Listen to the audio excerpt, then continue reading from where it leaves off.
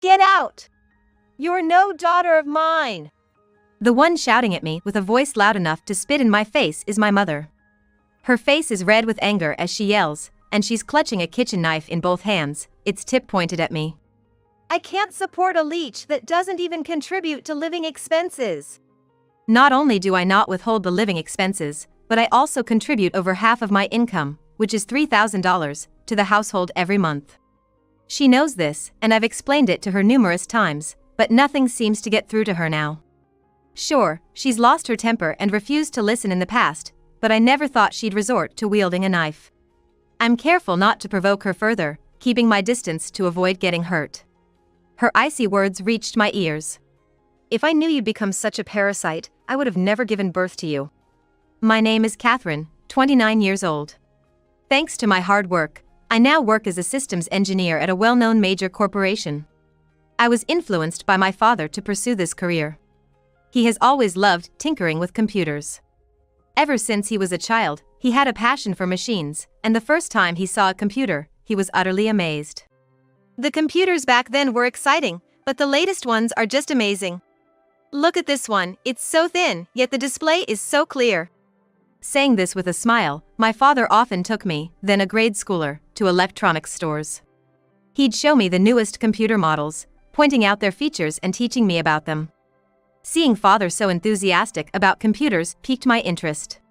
My father, usually a man of few words, would always open up and teach me loads about computers. Soon enough, I realized I was better at using computers than most of my peers, which further fueled my desire to delve deeper.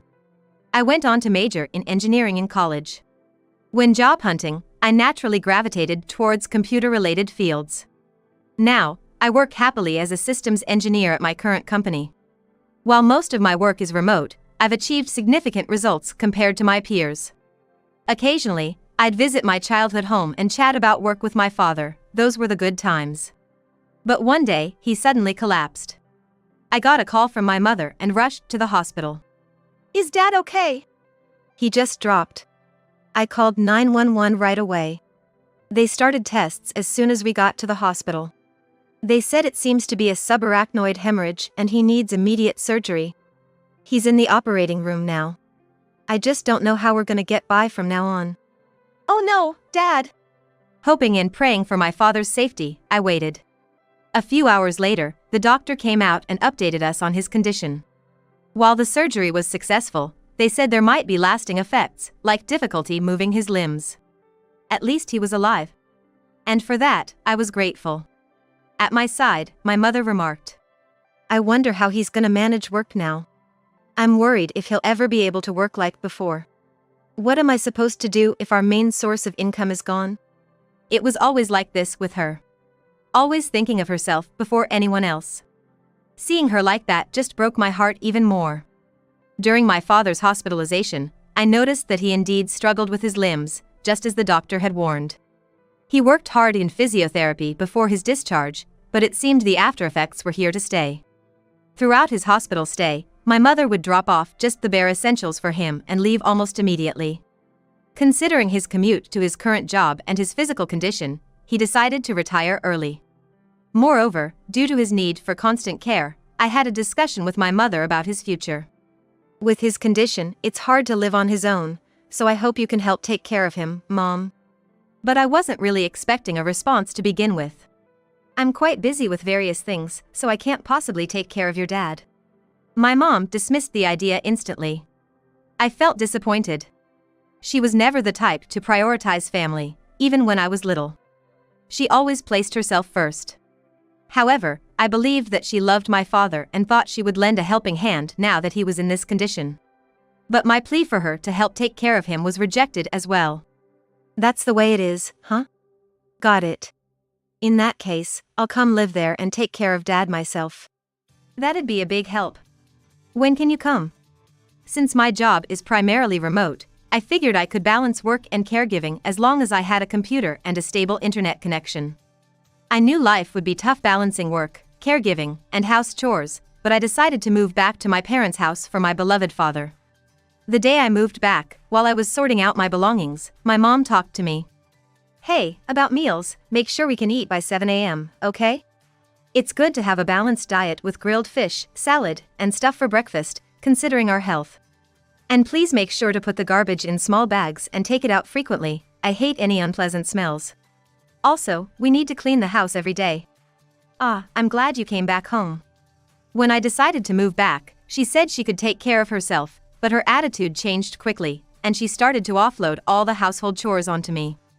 However, despite her demands, I couldn't help but notice how dirty the house was. It seemed like she hadn't been doing house chores at all before.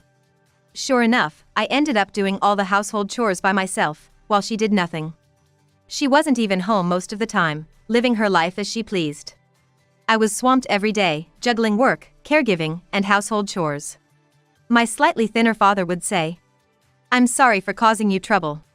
You have your job too." But I just shook my head slowly and smiled at him. "Don't apologize, Dad. It's not your fault. I'm glad I came back home. I enjoy talking with you." Hearing this, my father seemed a bit relieved. His condition wasn't so severe that he was bedridden or unable to eat by himself. I only had to assist him a little in his daily life, so it wasn't extremely tough, and I was happy to spend a lot of time with him, just like when I was a child. On the other hand, my mother, who did nothing, would still find things to complain about. "Catherine, your cooking is kind of bland and simple, isn't it? I wonder if Dad is getting enough nutrients from such a menu. For a sick man like your dad, don't you think you should add more variety to the meals? What a pity for parents to have such an undutiful daughter." She made these comments while gobbling down my cooking. However, since she brought up my father, I took her criticism seriously. Considering his age and reduced appetite, I thought it might be easier for him to eat if I prepared more small dishes rather than big platters. With this in mind, I increased the number of dishes, but my mother didn't say anything. Instead, a few days later, she commented, "The meals recently have too many dishes. Your dad and I are old, we can't eat this much. You've been living alone until now, don't you know how to save money?" While she was clearing her plate, I couldn't help but retort, "It's not that you told me to add more side dishes for dinner. I'm just preparing more small bowls so that Dad doesn't get tired of the food and to stimulate his appetite." Then, Mom let out an obvious sigh and stood up from her seat. "What an attitude! It's as if I've been nagging and you're doing it reluctantly. That's so patronizing. I can't believe it. You take every little opinion as a complaint, that's why you're still not married." Expressing her anger with her whole body, Mom stomped her way to the sofa in front of the TV. Of course, the dishes were left on the table just as they were. Mom, now sitting heavily on the sofa, looked straight at me and yelled just one word. "Coffee." I thought to myself, who does she think is going to make it for her, as I cleaned up the table. Then Mom threw a cushion at me from the sofa. "Come on, hurry up and make the coffee. You're almost always home and not going to work. You say you're taking care of Dad, but I bet you're just after his retirement money. And yet, you don't even do the housework properly. You're really unreasonable." "Not this talk again. I've told you, I've switched to working from home. When I'm in my room, I'm in meetings or working." No matter how I explained it, Mom refused to understand anything about working from home. In her mind, I had apparently moved back home under the pretense of caregiving, not contributing to living expenses, and was a disappointment to my parents. In reality, I am the one taking care of Dad, so why does she think I have access to and am misusing his retirement money? At the end of the day, it's me who's taking care of Dad, earning money for my parents' living expenses, and doing all the housework. I've been swung around by Mom's whims since I was little, but I've reached my limit. I feel bad for Dad, but I can't live with the three of us in this house any longer. A few days after making up my mind, I accompanied Dad to his physical therapy. He has the will to do it, and although we can't expect dramatic improvements, at least he's not getting worse. The doctor encouraged us to keep up the good work.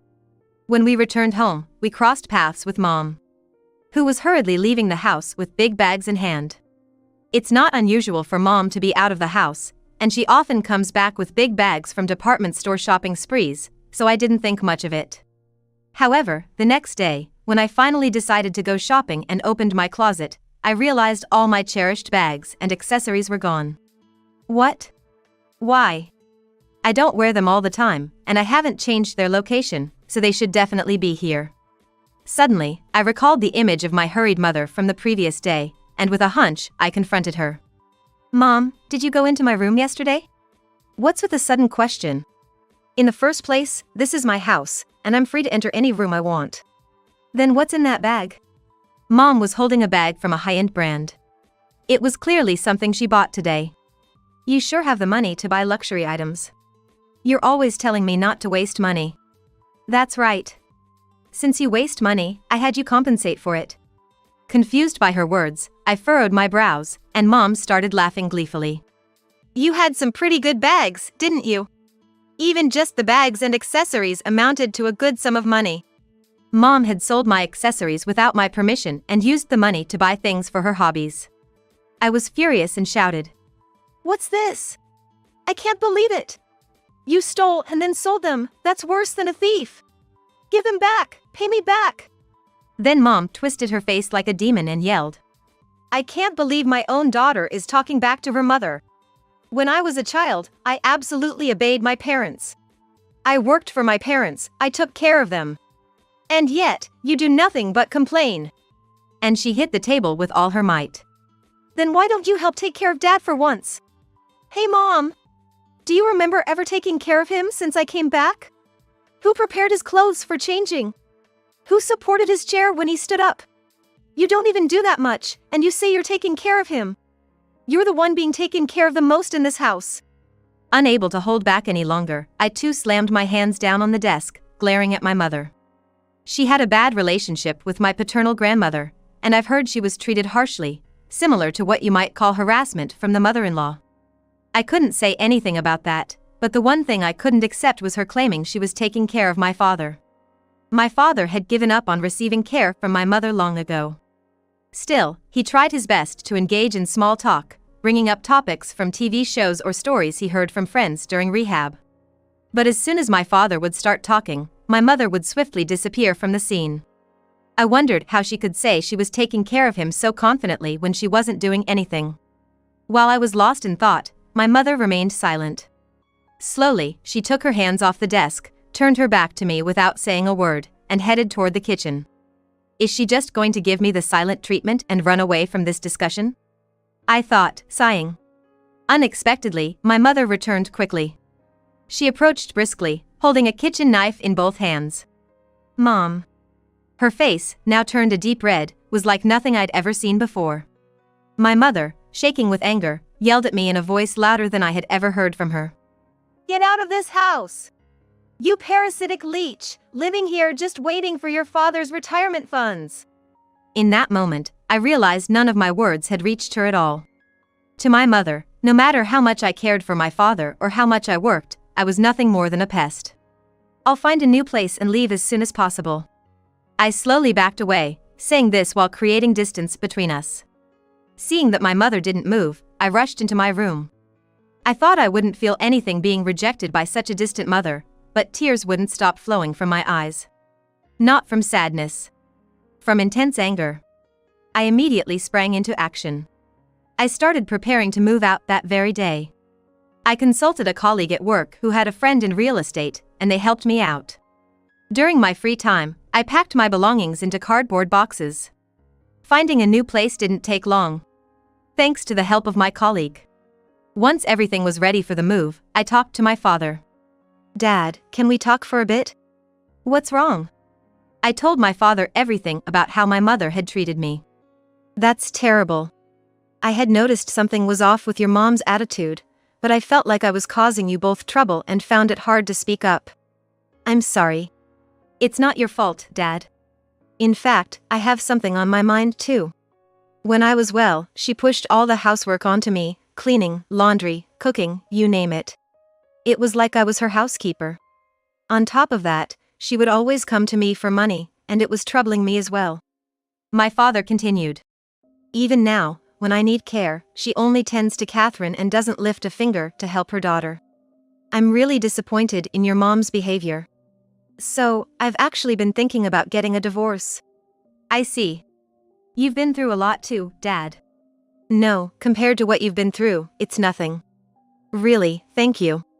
Actually, Dad, being able to come back home and live with you has been the happiest thing for me. And I meant it from the bottom of my heart. I wanted to stay with my father. From now on, too. Dad, there's something I want to talk to you about. Aware of my father's feelings toward my mother, a plan had formed in my mind. I shared it with him. A few days later, we decided to move out while my mother was away. She was out every Wednesday, from morning to after lunch, attending her hula dance classes and having lunch with her friends, returning after 3 p.m. We arranged for the movers to come on a Wednesday morning when we were sure she wouldn't be home. They loaded our belongings onto the truck. As I realized this was my last time in this house, I felt a pang of sadness. I got into the rented car. I wasn't alone. My father was with me. Since both of us wanted to get away from my mother, we decided to move out and live together, just the two of us. In the car, my father spoke. Catherine, was this the right choice? You could have taken this chance to free yourself from the burden of taking care of me. Don't say that, Dad. I want to live with you. That's my greatest happiness. Let's work hard together from now on. Thank you. The move was over by the afternoon, and we sat down to eat the takeout lunch we bought, chatting away. Sorry about today, we didn't have much time, so it's just convenience store lunch boxes. I remember those. I used to eat them often before Catherine came back. Couldn't find the time to cook because of work. Your mom always had something to say about it, though. Dad laughed as he said this. Even such simple conversations made the meal taste delicious. After taking a break, we started to unpack and settle in when the phone rang. It was from Mom. I picked up and switched to speakerphone so Dad could hear. Hello? Why are you two suddenly gone? I could tell Mom was freaking out over the phone. Why are both your and Dad's things gone? What does this mean? Dad and I decided to move out together. It was a good time since you told me to leave anyway. Is there a problem? You don't have to worry about caregiving or living expenses anymore. What am I supposed to do about my living expenses without Dad? I'm relying on his pension and retirement fund. Where are you now? Why don't you handle your own affairs? We're already in our new place. I won't tell you where, but we bought a condo in a high-rise condo. What? A condo in a high-rise? That's where rich people live. Don't joke around, there's no way you two can afford that. Mom clearly didn't believe us, but it was the truth. We had moved to a high-rise condo as close as possible to the hospital where Dad was receiving treatment. I've said this many times before, but I have a steady job. You called it a side job, but the company I work for is quite large, and I've been working there long enough to be entrusted with significant responsibilities. You might not remember, but the $3,000 I put into the account every month was from me, not Dad. What? I thought that was Dad's pension. The balance is high because of his retirement fund, right? Dad's salary was never that high, right? And the retirement fund? It was gone the month after he received it. I saw the credit card statement. It was all spent on designer bags, so it must have been you who used it up. That's why I've been supporting the family. I didn't know. No one told me anything. Explaining further seemed pointless, so I continued. It's not that you weren't told, you just didn't want to listen. I've told you many times. Besides, Dad told me about it. Even though he was working and you were at home, you were always out playing with friends. He said your spending habits were so bad that he had to manage the finances. And when you couldn't go out and play as you liked, you went around calling him a male chauvinist. Yet now all you can think about is money. Catherine, you deceived me knowing all this. If you have so much money, come back home right now. For Mom, family seemed to be just a wallet. She never worried about Dad's condition, only about money. Yet, she was sloppy with managing the bank book and thoughtlessly used the credit card without seeing any issues. I was utterly astounded at how she had managed to live her life this way. Dad, growing impatient with the endless conversation, took over. I thought you might listen if it was our daughter talking, but I was wrong. We've been together a long time, and for that, I thank you. From now on, you can live your life however you want, and I won't interfere. Let's get a divorce. Divorce? Wait, what about my living expenses? Without me, you can live freely. I'll send the divorce papers later, just sign them. She truly was a person who could only think of herself. As I stood there in disbelief, Dad hung up the phone without saying another word. "I'm sorry for making you feel bad." With just those words, my father spoke, and I replied, "Thank you, Dad." The next day, we were scheduled to go to the hospital for my father's appointment. I never thought I'd get to live in such a convenient place. Catherine, thank you. I just thought it'd be better for you to have an easier life, Dad. Plus, living here is so much cheaper than living in a downtown high-rise, so it seems like we'll be able to live more comfortably. With that, we left the house. In about 10 minutes, we arrived at the hospital. The automatic doors at the entrance opened, and we were taken aback. My mother was sitting on a chair near the entrance. She had apparently been waiting for us since the morning. As soon as she saw us, she stood up briskly, as if she had been waiting, and walked toward us. What was that phone call yesterday all about? I haven't heard anything about your salary or about you leaving with Dad. I won't allow you two to live in a nice place just by yourselves. Suddenly, my mother's hand reached out to me.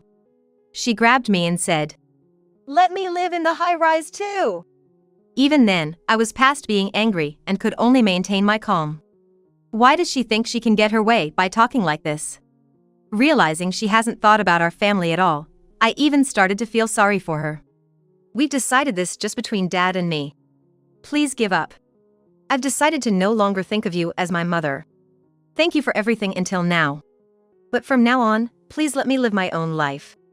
I won't allow that. I don't need your permission. Now, let go of my hand. This is a hospital. If you don't stop, I'll call the police. Then, regaining a bit of her calm, my mother finally looked around. The other patients were glancing over at us. People who seemed to be hospital staff were walking toward us, accompanied by a security guard. Panicking, my mother released her grip on me. "Is everything all right here?" Without looking at the person who spoke, my mother hurriedly left. I apologize for the commotion. That was my mother. We had a bit of a disagreement, I said, looking at the entrance of the hospital, where I could see my mother's back. She seemed weaker than usual. In the days following, my mother seemed to stake out the hospital and look around for us. But she only acts assertively towards people she perceives as weaker than herself. After being chased out by security guards and shouted at by other assertive patients calling her a suspicious person, she stopped showing up.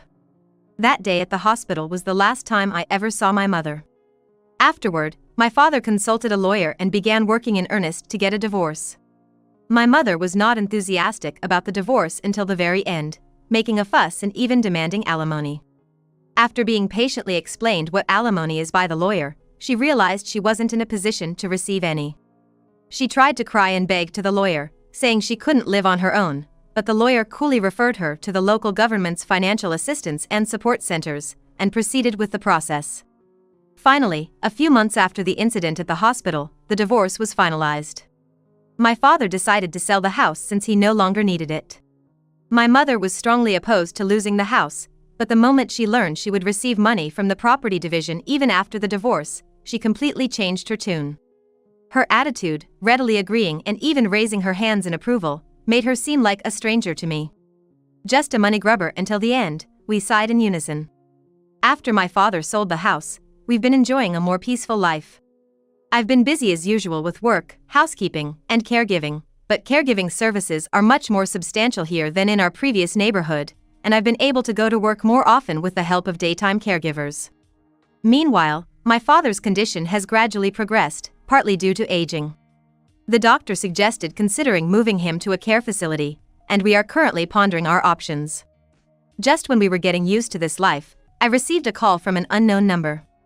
Thinking it might be work-related, I answered, only to hear my mother's voice. "Catherine, I've almost run out of savings. It's been just a few months since we sold the house, but it seems like the savings are nearly gone. So, could you give me a little money? Think of it as your final act of kindness to your mother." "I don't have any more money to give you. I'm living happily with Dad now. Can you please just leave us be?" "Leave you be? How dare you talk to your mother like that? Giving me money should be no big deal for you, Catherine. What's the point of working at a good company if you can't even pay back your mother? Please, don't contact me again." I was too tired even to argue. With that, I hung up the phone. Later on, I blocked her number, but she kept changing hers and calling back. It seems my mother, initially unaware of the call blocking feature, eventually realized she could reach me by using a different phone. I kept blocking every new number she called from, but it was like a never-ending game of whack-a-mole. Finally, I changed my own number, and that put a stop to the calls. Afterward, through some mutual acquaintances, my dad heard bits and pieces about my mom. After her savings ran out, she was living in a rundown apartment in the suburbs. My mom, who had never worked before, was scraping by with a part-time job. She couldn't afford any luxuries and was just barely managing to live on her own. It seems she's finally learned to stand on her own 2 feet. Dad commented. I might have spoiled her too much. I quietly muttered. I think you're right. And listened as Dad sighed deeply. Are you happy now? I asked him.